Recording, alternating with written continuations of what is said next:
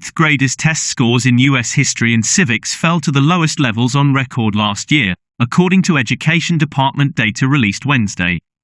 In the first release of U.S. history and civics scores since the start of the pandemic, the National Assessment of Educational Progress, known as the nation's report card, showed a decline in students' knowledge that reversed gains made since the 1990s. Only 13% of 8th graders met proficiency standards for U.S. history, meaning they could explain major themes, periods, events, people, ideas, and turning points in the county's history. About a fifth of students scored at or above the proficient level in civics. Pre-pandemic declines in students' understanding of U.S. history continued, while long-standing gaps in student achievement across specific groups persisted, data show. Low-performing 8th grade students saw worse drops in both civics and U.S. history scores, compared with high-performing ones.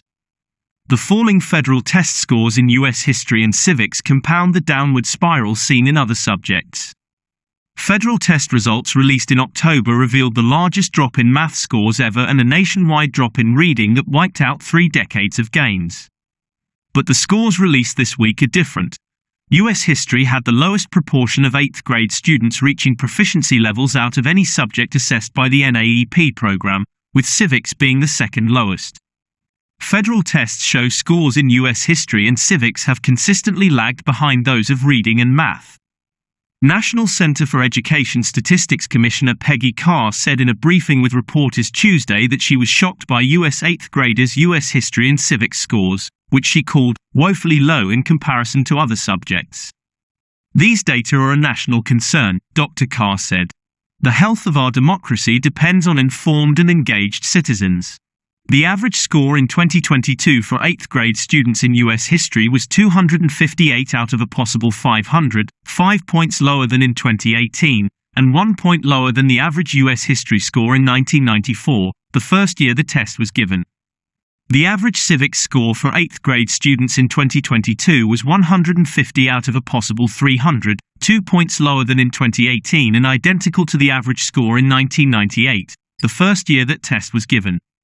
The 2022 declines in U.S. history and civics echoed previously reported drops in reading and math, Dr. Carr said. Average math scores for 8th graders in 2022 dropped to 274 out of a possible 500, falling 8 points from 2019. Reading scores declined 3 points, to 260. Test scores are categorized as either below basic, proficient or advanced.